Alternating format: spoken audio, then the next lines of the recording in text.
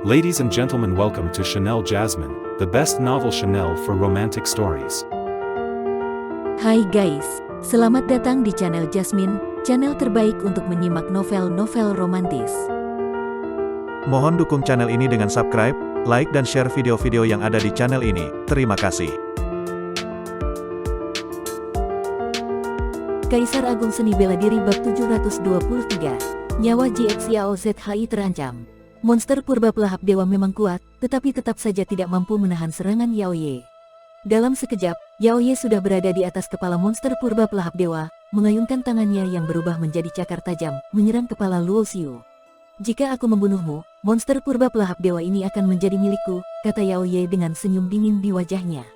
Bas! Namun, tepat pada saat itu, tubuh Luo Xiu meledak dengan energi darah yang luar biasa. Energi darah yang dipancarkan dari tubuhnya bahkan lebih kuat daripada milik Yao Ye. Meskipun Luo Xiu berada satu tingkat di bawah Yao Ye dalam teknik penyempurnaan darah leluhur, energi darahnya terkait erat dengan esensi kehidupan. Dengan pemahaman dan pelatihannya terhadap hukum kehidupan, energi darah Luo Xiu dalam tingkat kedua mampu melampaui energi darah Yao Ye dalam tingkat ketiga. Jalur darah, bagaimana mungkin? Yao Ye terkejut. Dia sangat tahu bahwa seni bela diri yang berfokus pada jalur darah adalah ciri khas teknik penyempurnaan darah leluhur. Namun, orang di depannya ini memiliki energi darah yang begitu kuat. Apakah dia juga mempelajari teknik ini? Boom! Dalam sekejap, Yao Ye terpental jauh oleh pukulan Luo Xiu. Pakaian dan kulit di dadanya hancur, memperlihatkan tulang berwarna emas di dalamnya. Wajah Yao Ye memucat. Dia menatap Luo Xiu dengan penuh ketidakpercayaan. "Bagaimana mungkin kau juga mempelajari teknik penyempurnaan darah leluhur? Siapa sebenarnya kau?" Berbeda dengan kaisar lainnya, setelah kematian kaisar leluhur iblis, tempat wafatnya berubah menjadi wilayah terlarang. Hanya mereka yang bisa selamat dari wilayah itu yang berkesempatan mendapatkan warisannya. Yao Ye belum pernah mendengar ada orang lain yang berhasil keluar hidup-hidup dari tempat itu, apalagi seseorang dari ras manusia.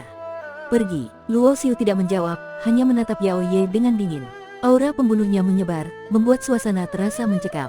Yao Ye, meski tidak rela, akhirnya menggertakkan giginya. Dia yakin pada kekuatannya sendiri, tetapi setelah menyaksikan Luo Xiu menunjukkan kekuatan energi darah yang lebih hebat, rasa percaya dirinya mulai goyah. Bagi Luo Xiu sendiri, dia sebenarnya juga tidak ingin bertarung habis-habisan. Terlebih lagi, keduanya belum menggunakan senjata atau teknik rahasia apapun.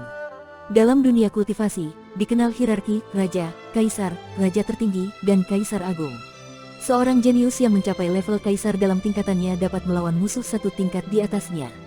Namun, Luo Xiu tahu bahwa meskipun dia berbakat, tidak mungkin di tingkat dewa langit dia bisa melawan seseorang di tingkat akhir kaisar dewa. Setelah ragu sejenak, Yao Ye akhirnya memilih untuk tidak melanjutkan pertarungan. Dia tahu bahwa siapapun yang bisa masuk ke tanah suci abadi bukanlah orang biasa. Yao Ye pergi, dan Luo Xiu membiarkannya. Luo Xiu kemudian mengarahkan monster purba pelahap dewa ke arah yang berlawanan dan segera meninggalkan tempat itu. Dari mana dia mendapatkan teknik penyempurnaan darah leluhur? Setelah Luo Xiu pergi, Yao Ye kembali ke tempat itu, menatap ke arah Luo Xiu menghilang. Setelah berpikir sejenak, Yao Ye mengeluarkan sebuah lempengan giok dan mengirimkan beberapa pesan. Awalnya, dia tidak berniat menghubungi orang-orang dari dunia besar leluhur iblis, tetapi karena teknik penyempurnaan darah leluhur adalah sesuatu yang sangat penting, dia tidak punya pilihan lain.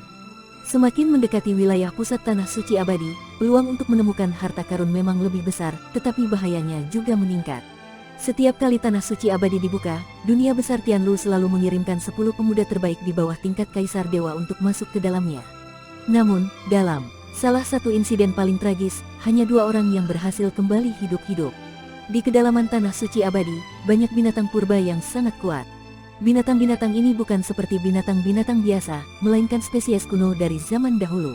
Bahkan ada rumor bahwa nebula tempat tanah suci abadi berada dulunya adalah bagian dari alam semesta kuno yang dipertahankan dalam kondisi aslinya.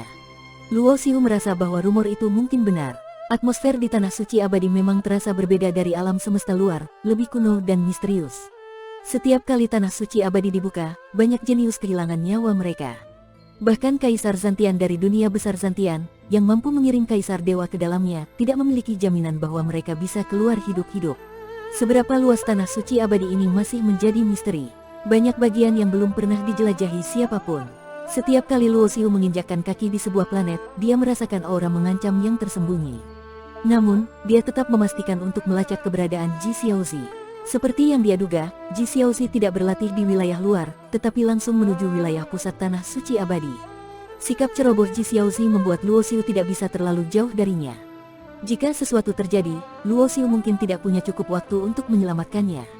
Roar! Seekor binatang purba tiba-tiba muncul, seekor harimau bertanduk tajam seperti pedang di kepalanya. Harimau bertanduk ini adalah binatang purba tingkat Raja Dewa, yang cukup umum ditemukan di tanah suci abadi. Monster purba pelahap dewa langsung menyerang tanpa menunggu perintah Luo Xiu. Dalam waktu singkat, harimau itu terpental jauh dengan tubuh penuh luka, darah mengalir di mana-mana. Tak lama kemudian, Luo Xiu menghadapi kawanan serigala bulan perak. Binatang purba ini terkenal dengan kecepatannya, dikatakan mampu mengejar angin dan bulan. Cakar dan taringnya tajam seperti pedang, sementara bulunya halus namun sangat kuat, sulit dilukai.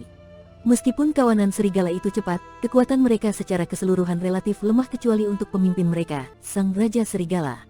Sejak memasuki tanah suci abadi, hingga kini, Luo Xiu hanya sekali bergerak melawan Yao Ye.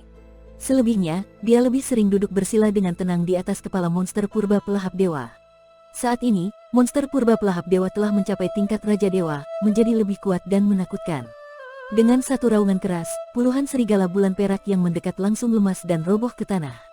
Namun, kawanan serigala di belakangnya seperti gelombang pasang, menyerbu tanpa rasa takut, siap mati demi menyerang. Monster purba pelahap dewa mengayunkan 8 cakarnya sekaligus, mengibaskan ekor tebal yang dipenuhi duri tajam ke segala arah, sambil membuka mulutnya lebar-lebar.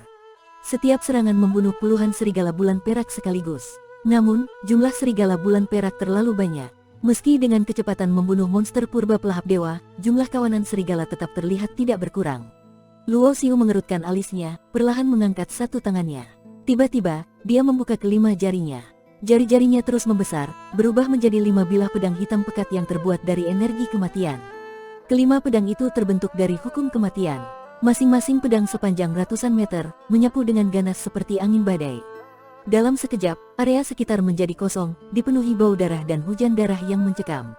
Monster purba pelahap dewa meraung ke langit, sementara Luo Xiu mengendalikan 5 bilah pedang kematian untuk menerobos, memotong, dan menghancurkan segalanya dengan bebas, membunuh dengan sepenuh hati.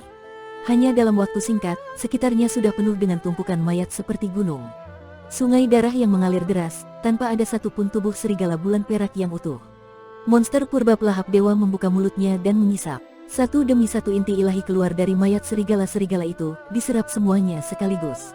Dalam dunia semesta ini, makhluk hidup, baik dari zaman kuno maupun zaman sekarang, jika mencapai tingkat dewa dan iblis, akan membentuk inti ilahi di dalam tubuhnya. Inti ilahi ini, sejak zaman kuno hingga sekarang, merupakan makanan utama bagi ras monster purba pelahap dewa. Semua bawahannya habis terbunuh. Raja serigala yang setara dengan tingkat akhir Raja Dewa meraung marah dan melompat maju. Bulu perak mengilapnya bersinar seperti cahaya bulan, kecepatannya begitu cepat hingga tampak seperti bayangan yang melintas. Namun, kecepatan Raja Serigala itu bagi Luo Xiu hanyalah hal biasa. 5 bilah pedang kematian turun menutupi tubuhnya. Suara "ci" terdengar saat tubuh Raja Serigala yang hancur berjatuhan dari udara. Pada saat yang sama, Luo Xiu melalui tanda yang dia tinggalkan pada Ji Xiaozi, menyadari bahwa gadis itu terluka. Sebagai cucu Ji Xuankong, Ji Xiaozi jarang dikenal orang karena Ji Xuankong, sang master alkimia dewa, jarang muncul. Orang-orang hanya tahu bahwa sang master memiliki seorang cucu perempuan. Namun, Luo Xiu tahu betul bahwa kekuatan Ji Xiaozi, di antara generasi muda di bawah tingkat kaisar dewa di dunia besar Tianlu, hanya sedikit di bawah Yun Tianyu dan Duan Mu Sang. Namun, semakin jauh dia masuk ke tanah suci abadi, bahaya yang dia temui semakin besar, kekuatan binatang purba pun semakin kuat. Sepanjang perjalanan, Ji Xiaozi telah membunuh banyak binatang purba, tetapi dirinya juga terluka. Pakaian di tubuhnya robek di banyak tempat, tubuhnya penuh luka. Meskipun terluka, mata Ji Xiaozi tetap bersinar terang. Setelah melewati pertempuran hidup dan mati yang nyata, dia tampaknya tumbuh lebih dewasa. Terutama selama pertempuran, dia menemukan peluang untuk memahami hukum ruang. Luo Xiu telah memberikan kitab Jalan Agung Misterius yang mengandung hukum ruang kepadanya sejak lama. Namun, Ji Xiaozi tidak pernah bisa menemukan momen pencerahan itu. Sekarang dia menyadari bahwa dia kurang mengalami pertempuran nyata dan pengasahan di antara hidup dan mati, serta pencerahan mendalam dari situasi seperti itu.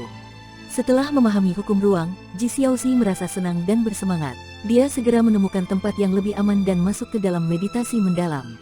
Keadaan pencerahan seperti ini tidak boleh terganggu dengan mudah.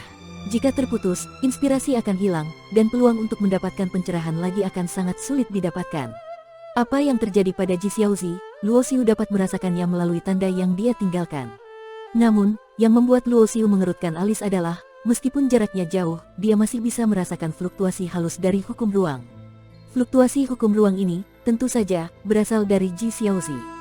Hal ini membuat Luo Xiu merasa tidak tenang. Jika dia bisa merasakannya, maka orang lain dalam jangkauan wilayah ini juga bisa merasakannya. Di planet ini, seorang pemuda berbaju biru baru saja membunuh seekor binatang purba, lalu menyimpan sebuah tanaman obat dewa. Tiba-tiba, dia mendongak dan mengarahkan pandangannya ke satu arah. Fluktuasi hukum yang begitu mendalam, apakah ini hukum ruang?